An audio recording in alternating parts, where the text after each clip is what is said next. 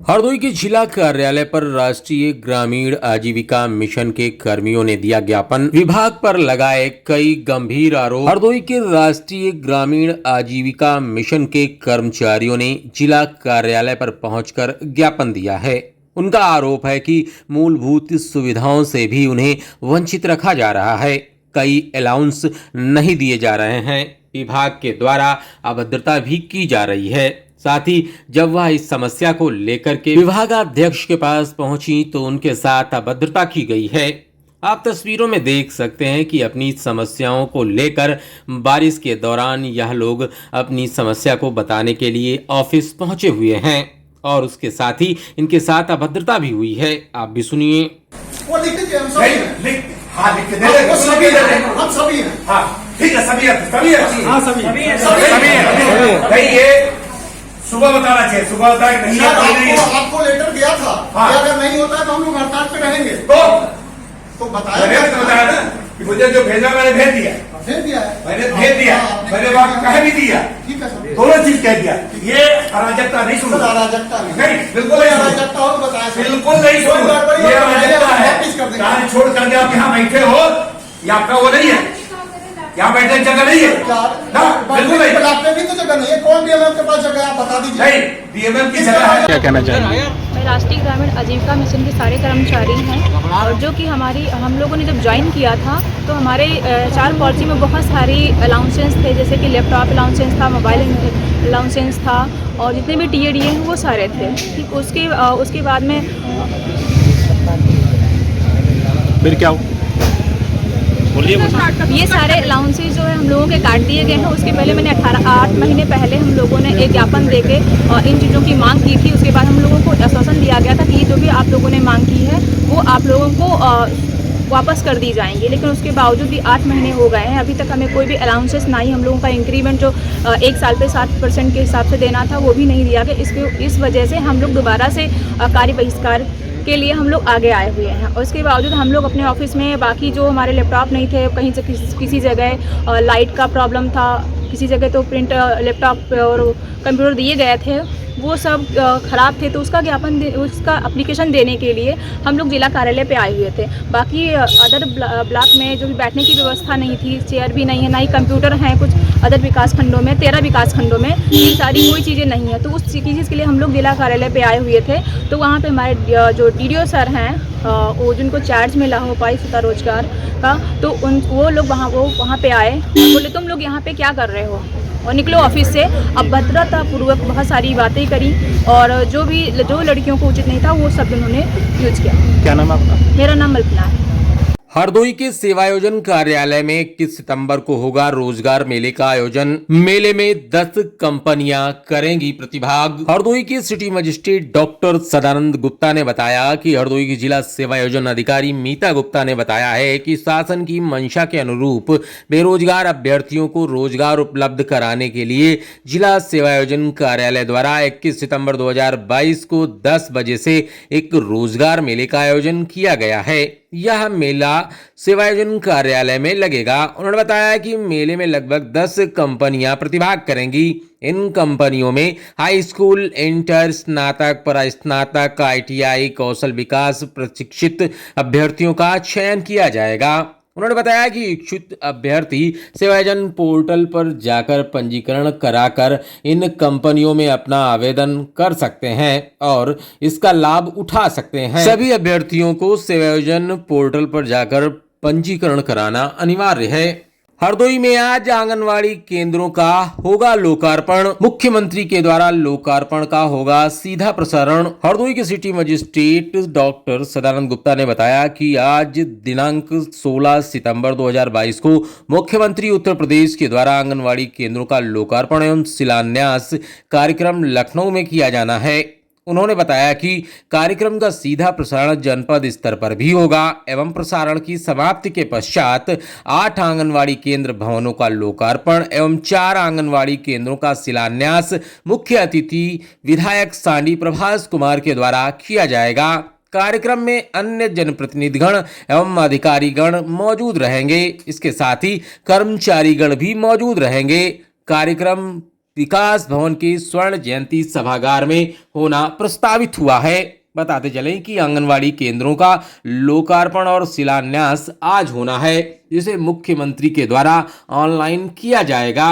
हरदोई में single use plastic के विरुद्ध चलाया जाएगा अभियान। नगर पालिका अध्यक्ष सुख सागर मिश्र मधुर ने दी जानकारी। हरदोई के नगर पालिका अध्यक्ष सुख सागर मिश्र मधुर ने बताया कि साफ सफाई को लेकर के वह इन दिनों काफी काम कर रहे हैं। उन्होंने कहा कि अलग अलग वार्ड में जाकर साफ सफाई का मुआयना किया जा रहा है।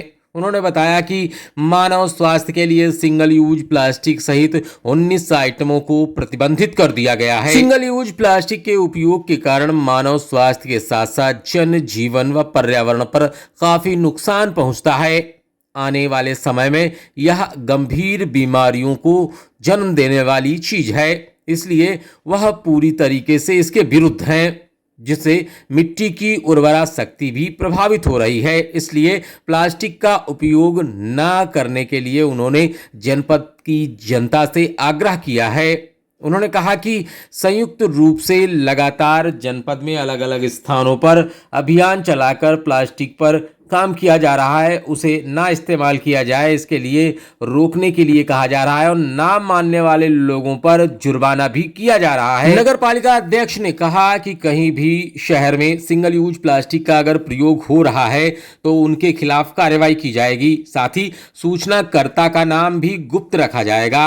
मामले पर जानकारी देते हुए उन्होंने बताया कि इस विषय में आप सूचना दे सकते हैं। हरदोई में छात्रवृत्ति के लिए बैंक खातों में आधार सीडिंग अनिवार्य, प्रधानाचार्यों को जारी किए गए दिशा निर्देश। हरदोई की सीडीओ आकांक्षा राणा ने बताया कि जिला पिछड़ा वर्ग कल्याण अधिकारी प्रणव कुमार पाठक ने बताया है कि पूर्व दशम छात्रवृत्ति, दसमोत्तर छात्रवृत्ति शुल्क प्रतिपूर्ति योजना में छात्रों द्वारा छात्रवृत्ति शुल्क प्रतिपूर्ति प्राप्त करने हेतु बैंक खातों को आधार से सीडिंग कराना जाना अनिवार्य है तथा बैंक खाते का बैंक द्वारा national payments corporation of India यानी NPCI में मैपिंग भी कराया जाना अनिवार्य रूप से आवश्यक है, जिससे छात्रवृत्ति शुल्क प्रतिपूर्ति भुगतान के समय से ट्रांजैक्शन फेल होने की संभावना खत्म की जा सके।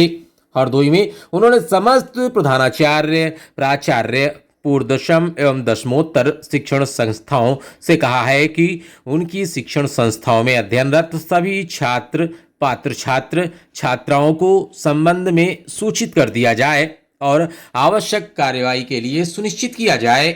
हरदोई में दुष्कर्म के दोषी को न्यायालय ने सुनाया 5 वर्ष का कारावास, 30,000 रुपए का लगाया अर्थदंड। हरदोई के कछौना थाना क्षेत्र निवासी एक युवक ने मुकदमा दर्ज कराया था। इसमें बताया था कि 25 जनवरी 2018 की सुबह उसकी बेटी शौच करने के लिए बाहर गई थी। वापस आते समय बेटी को रास्ते में एक युवक ने रुकने के लिए कहा। न रुकने पर उसे जबरन रोका और पड़ोस में खड़ी फसल में खींच ले गया और उसके साथ जबरन दुष्कर्म किया। इसके बाद जान से मार देने की धमकी देते हुए मौके पर से फरार हो गया। तहरीर के आधार पर पुलिस ने रिपोर्ट दर्ज की थी और पुलिस ने विवेचना कर चार्जशीट न्यायालय में दाखिल की थी। पूरे मामले में न्यायालय के अपर सत्र न्यायाधीश पॉक्सो एक्ट कोर्ट नंबर 16 जज हेमंत कुमार सिंह ने दुष्कर्म के दोषी को 5 वर्ष के कारावास के साथ ही 30,000 रुपए अर्थदंड से दंडित किया है। मामले पर विस्तृत जानकारी देते हुए हरदोई के पुलिस अधीक्षक राजेश द्विवेदी ने बताया कि अदालत के निर्देश के बाद आरोपी को गिरफ्तार करने के बाद में जेल भेजने की कार्रवाई की गई है। बेहटा गोकुल पुलिस ने कस्बे से एक अभियुक्त को किया गिरफ्तार, आरोपी को गिरफ्तार कर भेजा गया जेल। हरदोई के अपर पुलिस अधीक्षक अनिल कुमार ने बताया कि थाना बेहटा गोकुल पुलिस के द्वारा मुकदमा संख्या 188/22 धारा 363, 366 के संबंधित एक अभियुक्त को कस्बे से मुखबिर की सूचना के आधार पर गिरफ्तार किया गया है। आरोपी को गिरफ्तार करने के बाद में उस पर विधिक कार्यवाही करते हुए अदालत के समक्ष डॉक्टरी परीक्षण कराने के बाद में प्रस्तुत किया गया है, जहां से अदालत के निर्देशानुसार आरोपी को जेल भेजने की कार्यवाही की गई है। हरदोई के अपर पुलिस अधीक्षक अनिल कुमार ने बताया कि आरोपी पर अपहरण करने का मामला दर्ज है। आरोपी को गिरफ्तार करने के बाद में उसे जेल भेज दिया गया है।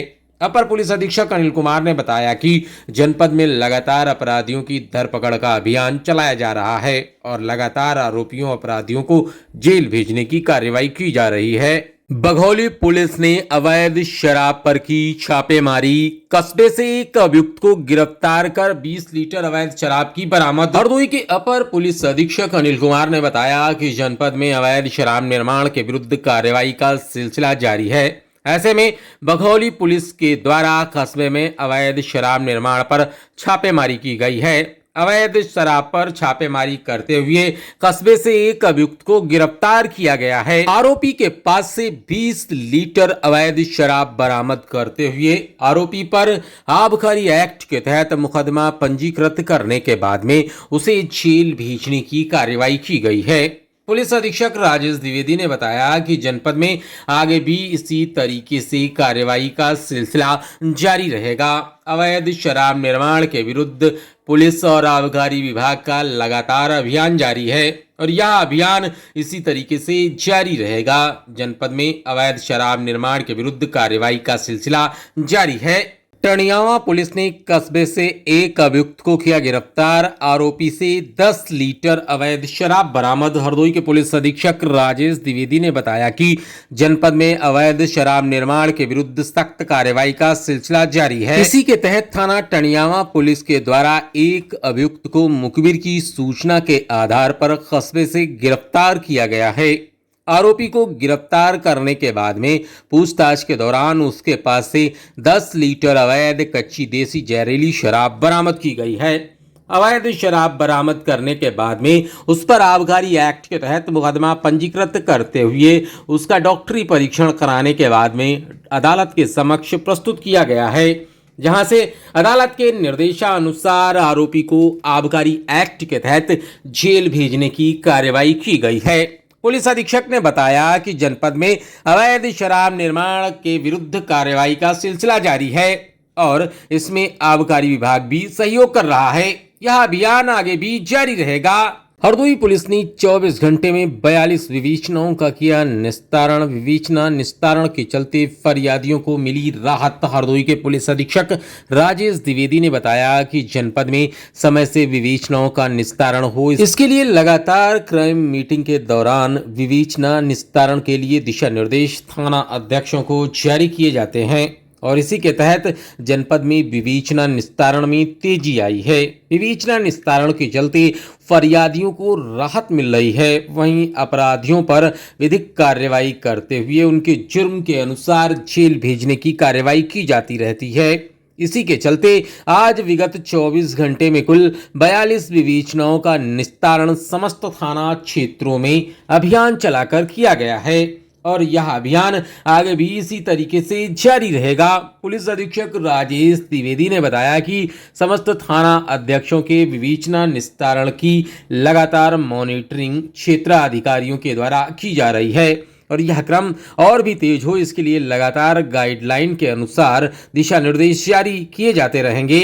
उमरपुर गांव के पास रेलवे ट्रैक पर पड़ा मिला अज्ञात शव, ट्रेन से गिरकर मौत होने की आशंका। हरदोई के उमरपुर गांव के पास लखनऊ दिल्ली रेलवे मार्ग निकला है। बताते चलें कि सुबह ग्रामीण रेलवे लाइन की तरफ गए थे।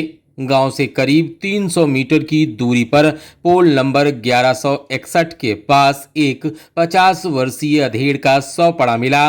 ग्रामीणों ने स्टेशन मास्टर अर्पित को इसकी सूचना दी। स्टेशन मास्टर ने पुलिस को जानकारी दी। पुलिस ने मौके पर पहुंचकर शव को कब्जे में लेकर शिनाख्त के लिए भेजा है। पुलिस के मुताबिक अधेड़ खाकी रंग की पैंट व पुलिस की बेल्ट बांधे था, जूते पहने था, सिर पर चोट के निशान हैं, जिससे रात में किसी ट्रेन से गिरकर मौत होने की आशंका व्यक्त की जा रही है। पूरे मामले की जानकारी देते हुए पुलिस अधीक्षक राजेश द्विवेदी ने बताया कि जेब से हरदोई के शाहजहांपुर तक का टिकट मिला है। पूरे मामले में पुलिस कर्मी होने की संभावना व्यक्त की जा रही है। पूरे मामले में आवश्यक विधिक कार्रवाई की जा रही है।